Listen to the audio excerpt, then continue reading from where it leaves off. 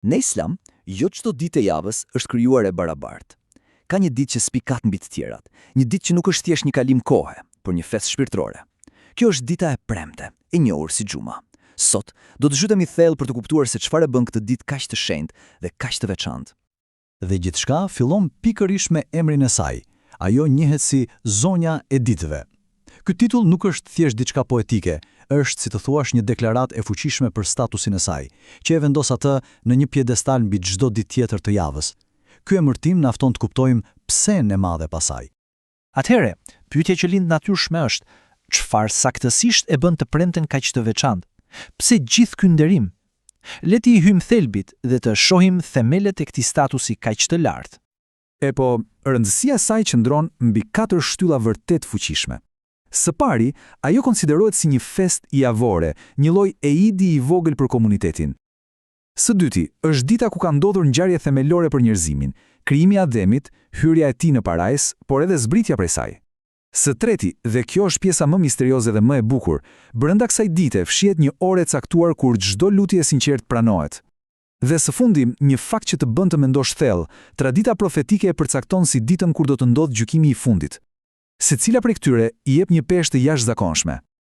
Mirë, kjo është ana historike dhe shpirtërore, por si përjetohet kjo ditë në praktik? Si manifestohet gjithë kjo rëndësi? Zemja pulsuese së premtes është padyshim namazi përbashkët. Në qendër të gjithë shkaje qëndron namazi Xhumas. Tani, duhet kuptuar diçka e rëndësishme. Ky nuk është thjesht një namaz shtese, përkundrazi, ai zëvendëson plotësisht namazin e zakonshëm të drekës, duke u bërë akti qendror zemra adhurimit për atë ditë. Dhe vetë rituali është kaq i bukur në thjeshtësinë e tij. Praktikisht ka 3 hapa kryesor.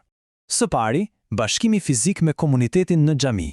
Së dyti, dëgjimi me vëmendje maksimale i hutbes, pra predikimit të imamit.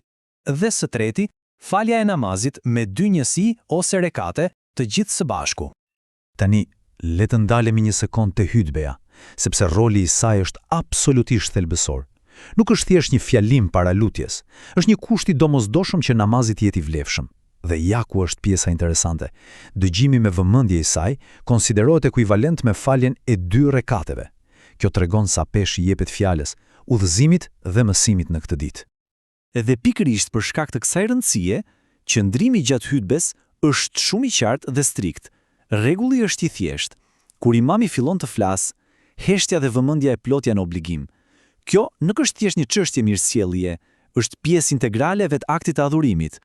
Mirë, po a duhet të marrim pjesë të gjithë në këtë namaz në xhami? Jo saktësisht. Detyrimi është spesifik. Siç e shohim, obligimi për të qenë fizikisht në xhami i takon burrave të rritur, të shëndetshëm dhe atyre që nuk janë në udhtim.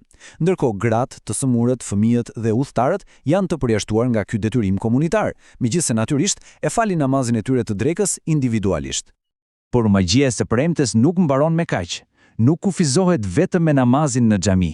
Ajo shtrihet gjatë gjithë ditës, me një sër praktikash personale që e bëjnë përvojën edhe më të thellë dhe më të pastër shpirtërisht. Le të shohim disa prej këtyre veprimeve të bukura. Përgatitja nis me pastërtim fizike dhe shpirtërore, gusli, pra larja e plot rituale, dhe përdorimi i sivakut për higjienën orale. Pastaj vjen ana festive, veshim rrobat më të mira, përdorim parfum. Për ushqimin shpirtëror, rekomandohet leximi i sures El Kef, një kapitull që thuhet se sjell dritë shpirtërore nga një e premte në tjetrën, dhe sigurisht dërgimi i bekimeve të shumta mbi profetin Muhammed. Madje edhe vetë akti i shkuarjes herët në xhami ka shpërblimin e vet të veçantë. Pra, siç shihet, është një përgatitje e plot, trup e shpirt. Pra, kur i vëmë të gjitha këto bashk, namazin në grup dhe këto praktika personale, cila është fotografia e madhe? Cili është qëllimi final i gjithë kësaj? Edhe fotografia e madhe na tregon pikërisht këtë. Xhumaja është shumë më tepër se një set ritualesh. Ajo është një ditë e caktuar enkas për një ristartim shpirtëror. Është një mundësi për t'u pastruar nga ngarkesat dhe stresi i javës dhe ndoshta më e rëndësishmja për të forcuar lidhjet me komunitetin, për të ndjerë se je pjesë e diçka e më të madhe se vetja. Dhe kjo na kthen te ai misteri i magjepsës që përmendëm në fillim, sepse brenda kësaj dite të bekuar fshihet një thesar. Një moment i shkurtër i fshet kur thuhet se çdo lutje e sinqert merr përgjigje. Dietarët kanë diskutuar se kur mund të jetë kjo kohë. Disa sugjerojnë se është momenti kur imami ulet mes 2 pjesëve të predikimit. Të tjerë besojnë se është në çastet e fundit të ditës, pak para se dielli të perëndojë. Por vetë fakti që mbetet një mister e bën ditën edhe më speciale. Dhe kështu, mbetemi me këtë pyetje të bukur për të reflektuar. Cila është saktësisht kjo kohë e fshehur kur çdo lutje pranohet?